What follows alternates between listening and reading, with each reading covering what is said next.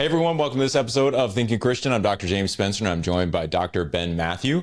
Ben is a professor of counselor education at Columbia International University. And we're going to be doing a series here on faith and mental health. And we're going to start by talking about an article that I actually had one of the authors on the show. So you can catch that episode if you'd like. I'll link it in the show notes. But it's an article that deals with what are called deaths of despair.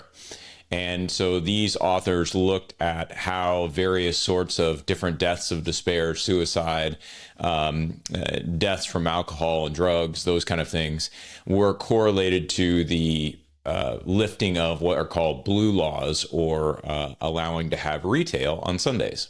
And so found this to be really compelling and wanted to have Ben on to talk a little bit about, let's differentiate what it looks like to be in despair versus just to be a little sad or have some depression and those kind of things. So we're going to start there, and then we'll progress through the rest of the series talking about various different elements of faith and mental health. So Ben, welcome to the show again. It's great to have you back. Yeah, I love these conversations. Appreciate you having me back, James. Absolutely. I'm looking forward to this one. I found this article to be really fascinating, and I'm just sort of wondering if you can give a little bit of your take on some of it. Yeah, like you mentioned, it's trying to engage from both sociological and economic realities, which I found in itself just fascinating. That's not my area, but Right. man, was it just really interesting to kind of see how they were developing some of these ideas, how we talked about this earlier, some of these seemingly innocuous decisions on economics, on, store hours, have pretty large implications to society and things like that as well. For me, it was helpful, particularly to kind of then think through, if there is this category that they call despair, what that kind of plays itself out in terms of the trajectory that gets to despair. That part is something that I deal with, whether it is kind of just the hardships of life and difficulties of adjustment to circumstances, or whether it gets into a more of a clinical construct, something we often refer to as major depressive disorder or anxiety disorders. But then there's this other category that they bring up in their paper that's something a little beyond just the individual response. It's kind of this existential despair, dread, that is formed by societal realities, either disengagement from that or other implications. So it got me thinking in a lot of good ways, and I'm sure it did with you, both the psychological, theological. I mean, my economics professor would be very happy about this too, so. Because they do deal with, and I'm much more I've thought through more of the sociological dynamics than I have the psychological dynamics. And so from a sociological perspective, I sort of look at it and say, this is really interesting because you are hearing an awful lot. I mean, everything from Bowling Alone, which I think was a late 90s or an early 2000s book, all the way into now, John Vervaeke's work on the meaning crisis. You hear Jordan Peterson talk about this of varying amounts. You hear all the crisis with boys, young men, and so when you're looking at those big, broad cultural trends, and I read an article like this, it's kind of like, all this starts to fit together in sort of a loose hodgepodge of, oh yeah, we've got cracks here, and it's all feels like it's crumbling apart. And so that sort of social setting I'm envisioning then exacerbates individual psychological problems. But how do you see that connection? Yeah, it was interesting. I think the article, they actually had a figure in one of the later appendices about kind of the downward trend of social connection. And then around like the 80s and 90s, you saw this other trend line going up regarding things. And I think the three categories they talked about were like suicidality, liver disease, which is usually because of increased alcohol abuse, and some other indicators that as you saw less and less social engagement, whether it's religious, church, things like that, Yeah. You saw around the 80s and 90s this trend line of those other despair indicators going up. Psychology has some interesting research that kind of validates some of this as well, that around the 80s and 90s, we started seeing an uptick in a lot of what we call mental health disorders, particularly in the areas of depression and anxiety. This is then implicated by the increase of mental health services across the board. And then when we get into the 2000s, and then not too long ago, the pandemic, Yeah. it just kind of took off on another spike, right? So the trend Right. line for social engagement is continuing to do this, but we're only seeing more of this kind of engagement. And it's interesting how that the research is validating itself, if not sociologically, in light of even, like we said before, Yeah. economic decisions. The psychology is continuing to highlight these realities. But one of the, if I can say this all respectfully to my discipline, I think one of the things that we lack is appreciating some of those larger systems and how they implicate themselves into the struggles of individuals. We tend to then just focus on the person in the chair across from me. And that's a good place to start. Yeah. But what I liked about this research is it's trying to say, how about we concentrate on the person in front of us as well as the larger systems that may be contributing to the hardships of the individual in front of us. It's not an either or. The Right. article was helpful for me to say it's a both and. And I think we need to appreciate both those elements. When you think about an idea like despair, so the article was Yeah. Deaths of Despair, and it's arguing that these, like I said, the lifting of these blue laws, allowing retail on a Sunday, then had this correlation to these deaths of despair. And sort of the running thesis, and again, when I talked to one of the authors, they're not trying to draw a hard trend line between these things. And so some of this is kind of interpretive on my part, just from what else I've read and, some of the other things that I see. But basically what I took away from it was it does reinforce or give credibility to this notion that as we've lost that social connection, you're going to see individuals have a more difficult time dealing with society writ large. And so where my head sort of started to go with despair and some of these things was into structural evil and structural sin. And so I guess I'm wondering, number one, when you think about it from that sort of psychological perspective, despair is what? Right? And then maybe we can have a brief conversation about structural evil and how some of that would play together. Yeah. Yeah. And one way that it's a great question that I try to think through defining despair is sometimes in contrast to things like simple sadness, or maybe clinically even more significant, like major depressive disorder. I think Okay. there's categories that we have for some of these things. And it's not like this TV dinner that they're all nicely portioned off. Yeah. Like I think we've all experienced the realities of sadness, right? This Yeah. pain over loss of context, relationship, and generally speaking, it's temporary, it's situational, and I think that that's a normal experience of the human condition, right? If you Yeah. lived in this world long enough, you felt those realities, and most likely will again. Um, the time that it kind of ticks up a little bit more for me clinically is when I see that persistent sadness, sorrow, that is not just situational, but it kind of goes beyond the situation and starts implicating itself into life in non-helpful ways, right? So we look Yeah. for a couple of things as clinicians. How long has this been going on, right? If this has been persistent for a couple of weeks, okay, that's going to be one red flag. Two, is it starting to affect other realities of life, like your work and your marriage or your parenting or your church life? It could be something here in your life, like, your relationship with your spouse, but it's starting to have implications and negatively influencing the rest of your life as well. Yeah. And it's no longer situationally connected. It's now somewhat holistically engaging with your life. And so when we start seeing that kind of bumps it up a little bit more. This is more than just some situation. That's a normal human response of sadness. Now it's negatively affecting your ability to live life well. And so that's why, and then we start looking for that. This idea of despair bumps it up another level, where there seems to be something about the loss of hope. that has now implicated itself. Now, it may start situational, it may start moving Yeah. beyond the situation, but more often than not, when I work with people who are dealing with situational sadness or even major depressive disorder, even with the most depressed, they want to find hope. They Yeah. want to find meaning beyond it. They know this is not how it should be.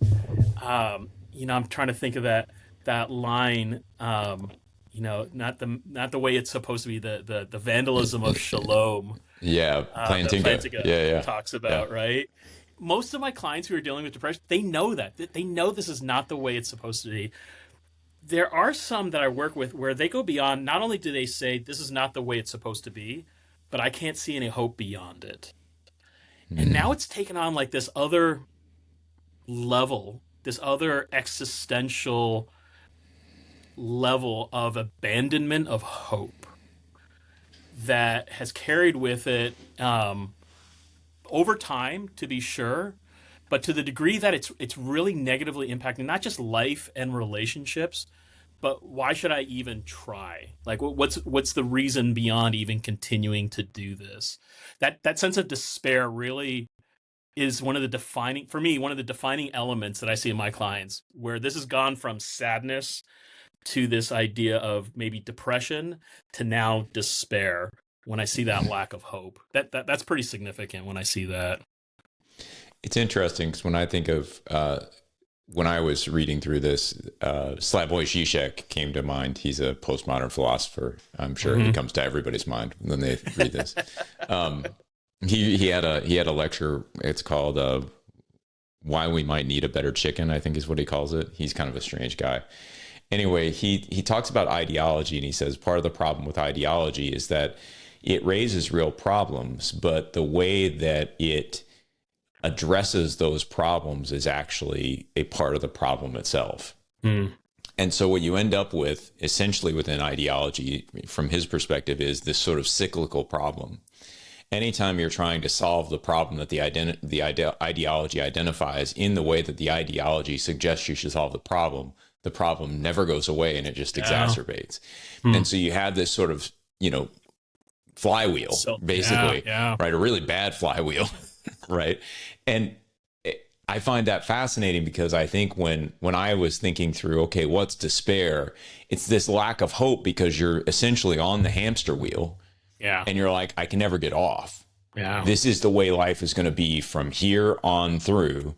And that's just it. It's a difference between seeing a transition to a phase, right? Like, I'm almost 50 now. Like, I know my body's going to hurt for a while, but eventually I'll get to that point where, nobody will have any expectations for me and I can just get fat and wear Speedos at the beach, right?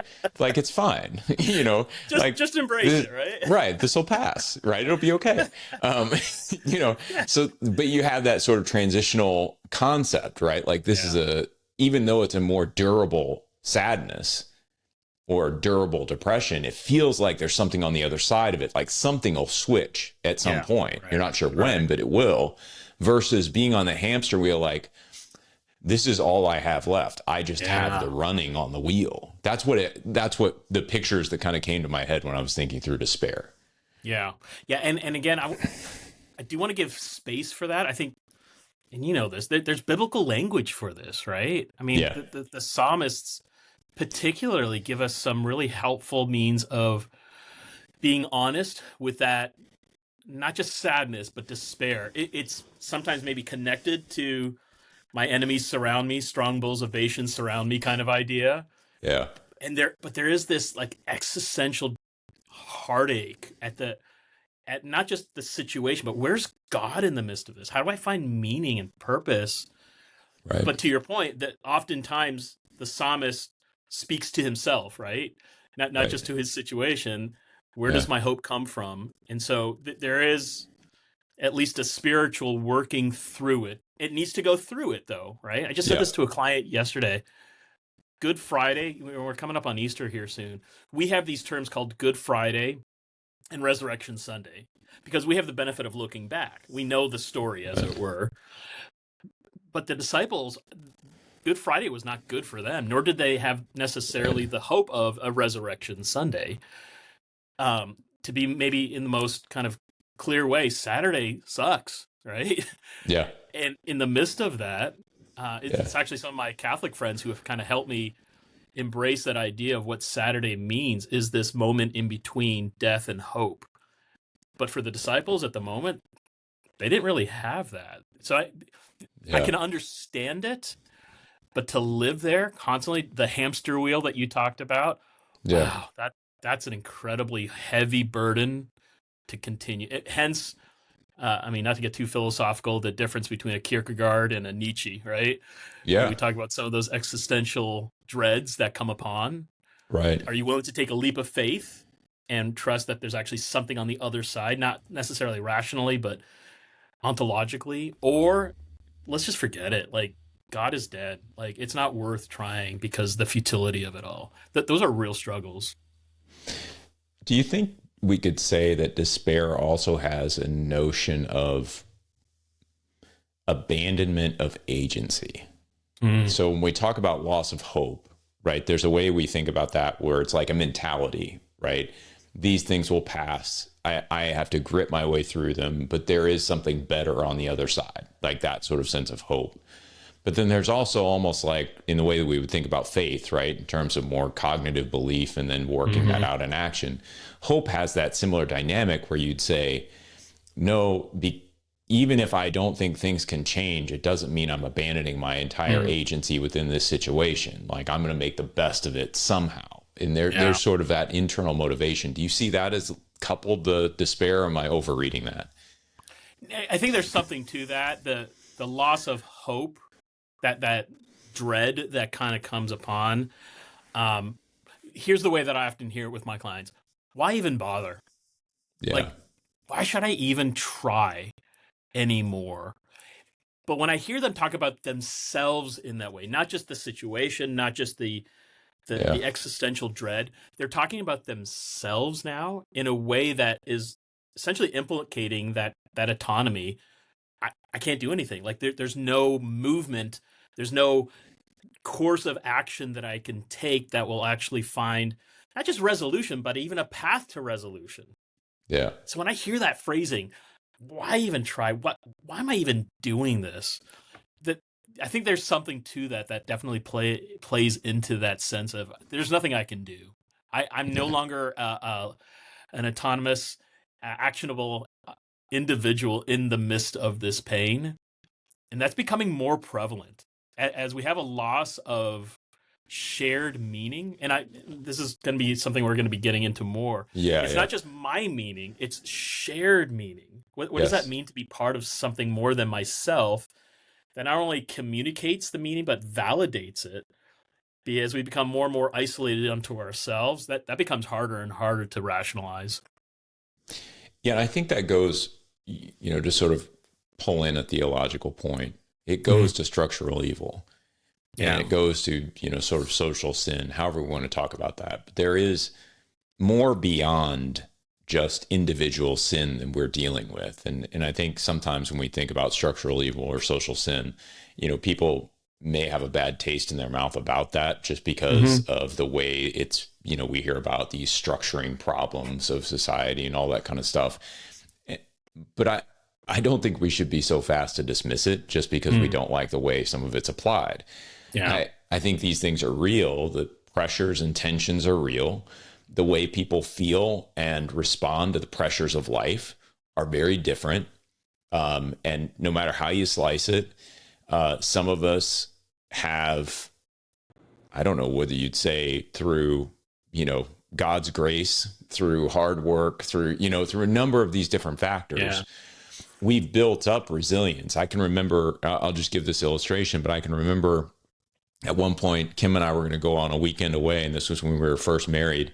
So we were dead broke. I mean, it was like we didn't have any money. And we got this bill in the mail. Evidently in Chicago, they don't read your meter every month. They sort of guesstimate it, and then they come by and read the meter and then send you a bill based on, and if their estimate was low, you're getting a big bill. So we got this $600 bill the day before we're going to go on vacation. Oh, man. And we're kind of sitting there like, what do we do? Because we don't have this, right? And you know, the vacation, the money's already spent, like we're already ready to go, and now you're just adding that $600 on top, and we're both just like, man, what do we do? But at the same time, you know, we had family resources, we had other people we could have talked to, you know, to figure this whole thing out. I was employed, I had a decent enough job, right? Like, so it wasn't like, oh my gosh, we're out on the streets. We knew that wouldn't happen. Yeah. But it was still this moment where it's like, well, we really don't want to ask people. We don't really want to do, and it's more of like a socially uncomfortable thing. We want to get through this ourselves. I don't want to be a burden to them. Yeah. Then it is like a catastrophe going, oh my gosh, we're going to go bankrupt. We don't have this, you know, the power's going to get shut off or what have you. Like we didn't have that, but a lot of people do. Yeah. And so, you know, I think we just have to understand that at some point, these pressures, no matter what it is, these pressures that produce despair sometimes are very real pressures. Yeah. Yeah. And it goes back to what you said before too. Like sometimes when we recognize the problem and then we are on this hamster wheel of trying to then deal with it, it actually compounds the problem. Right. I do think your point of what's often referred to as this individualistic lens and this kind of collectivistic lens, we're a little more individualistic in a Western context, right? And it's not a either or both, you know, both and reality. It's something we need to recognize. Different cultures have different ways of understanding that. 100%. Yeah. But I do think we struggle with that in our context, because if that $600 bill comes, I got to figure out how to deal with this. Like that's my knee-jerk reaction. Right. Is I've got to pull myself up. I got to figure it out. I've got to answer this dilemma in front of me rather than thinking, okay. And there's something both, I think, wonderful. I think it's led to some wonderful realities, particularly in our Western context, that we can applaud and celebrate.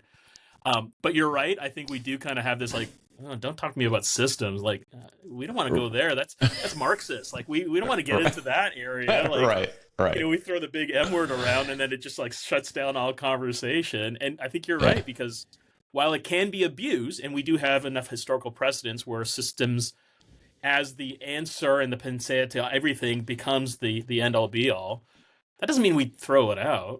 Right.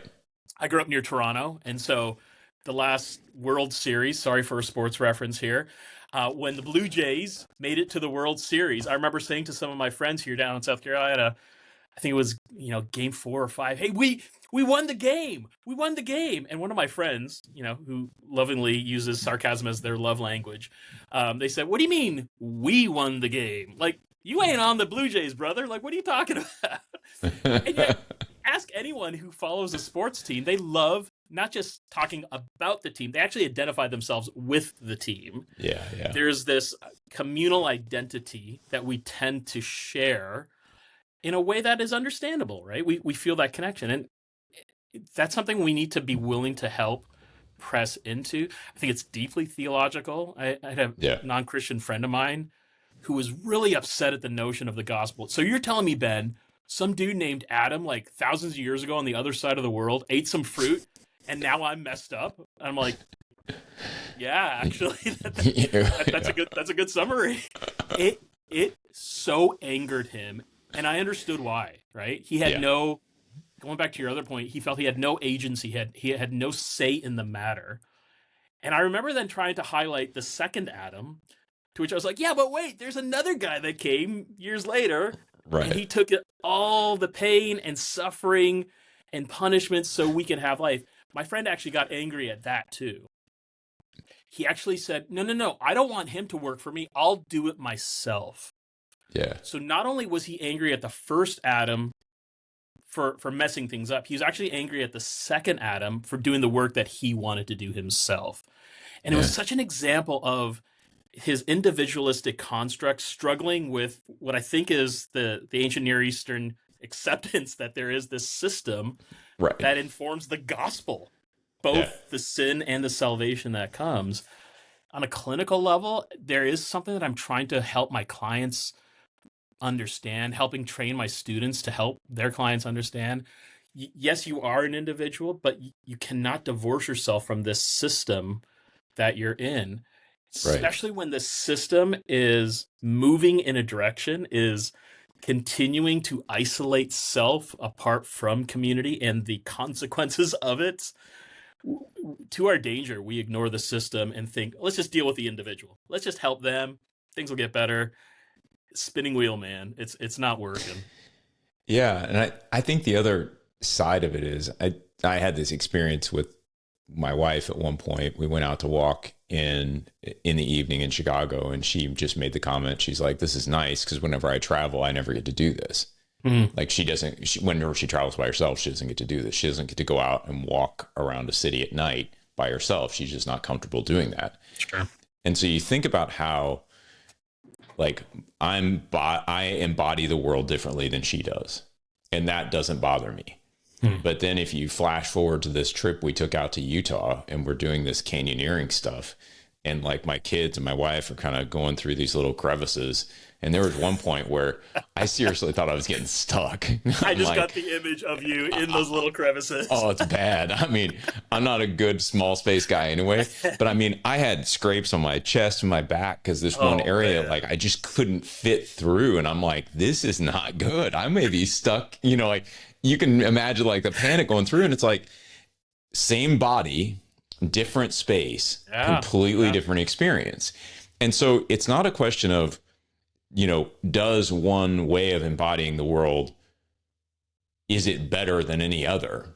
Yeah. You can clearly see in those illustrations, it's like, no, it depends on the situation that you're in and how this is embodied. And so there is a point where it feels like people who might be in despair, if they could just somehow change their situation, right? Like be in a different space. And I don't mean that physically necessarily, but just a different space. Yeah. That this would help them gain a different perspective on life and sort of break that despair up a bit. Whereas when we're isolated, and maybe this isn't the only mechanism or even a mechanism of this, but I think it seems plausible that you would say, if you're isolated, you really just have yourself. Your capacity runs out at some point, and then whatever systems you're interacting with, you're just at your limit. Like you can't go beyond that. And so there's a very real sense in which things are never going to change. Yeah. Right. Yeah. It's a really hard sort of moment to come to, but you think about what all the people around you actually do, and the degree to which, if you're more and more socially isolated, you have to rely on your own capacity more and more and more and more. Yeah. And sometimes it's just not going to be enough. No. And again, social science is recognizing this. I mean, most of the theories early on in modern psychology were very individualistic. Yeah. To be very stereotypical, the Freudian, tell me about your mother. Like, what was that kind of particular... Listen, we need to start somewhere, right? Yeah. And yet, I mean, when I talk about this in developmental psychology, we talk about Bronfenbrenner's, I'm going to say this incorrectly, Bronfenbrenner's ecological model of development. And what he talks about is, we need to deal with the individual, but there are these other mesosystems, exosystems, there are these other realities around that need to be understood to help the individual and recognize the system as well. And to not do that work is a disservice to our clients to think that if I just work with you and just your inner thoughts and affections, then I'll make life. But they're still in the system though. And if we're not understanding the larger family, church, neighborhood, time frame, like one of them is a chronosystem, and he talks about how we need to look at different life stages. Sure. How you and I were with our wives when we were first married is very different 20 years later with grown kids that are in high school and college. Right. We need to recognize those different systems to really bring help both to the individual and hopefully maybe even consider what does it look like for the flourishing of the cities that we're in, the communities that we're part of as well. Well, I think it's worth, and we'll get into this in the next episode too, but I think it's worth just saying, I wouldn't put the blame on the environment or the system necessarily. Yeah. I think, again, theological perspective, right? Every broken system is going to have its own unique way of deforming us. Yeah. Right. One of my favorite narratives is 1 Samuel 14, because, the Israelites have asked for a king, and Samuel comes back and he's like, okay, take your king. And then he says, but just remember, you still have to fear the Lord. Right. And if you don't, there's going to be trouble. It's Yeah. like, we'll change the structure around. We'll rearrange the deck chairs on the Titanic. But you know what? Boat's still got to float. like at the end of the day, nothing's changed that much. You still have to do exactly what you have to do. And I think this is sort of the flip side of that coin, where I would say that despair can emerge in any system. And what we're constantly trying to do is figure out how to relate to, I would argue, God, one another, and our environment in ways that push back that despair. Yeah. And that requires meaning in life, it seems to me. Yeah. There needs to be an outside agency, outside truth that actually can help reform those systems. And that's often what I say to my clients. You're not determined by your system, but you are affected by your system. Right. I think past models were very deterministic. Because your mom was like this, because your family was like this, therefore you had to be this way. And I think that's it removes that autonomy, that human agency that we talked about earlier. Now, we still need people to show up and be responsible accordingly. Choose you this day who you will serve, regardless of whatever context is going around. You have to make a decision. But we don't want to go the other extreme and say, well, your systems don't matter at all. No, they have a pressuring, right? Do not be conformed by this world. The world is seeking to pressure and conform us in a certain mold. And we're dangerously naive to think that it's not part of our reality as well. And to recognize both the individual responsibility and systemic constructs that we're in. Well, we'll kind of close that off. I think that's a good place to stop. And we'll start the next episode maybe talking a little bit about identity and dignity and just getting a little deeper into this idea of meaning. We're hitting on it right now, but we'll dive a little deeper into it in the next episode. So, Ben, thanks for being here. Everybody, thanks for listening, and we'll catch you on the next episode of Thinking Christian. Take care.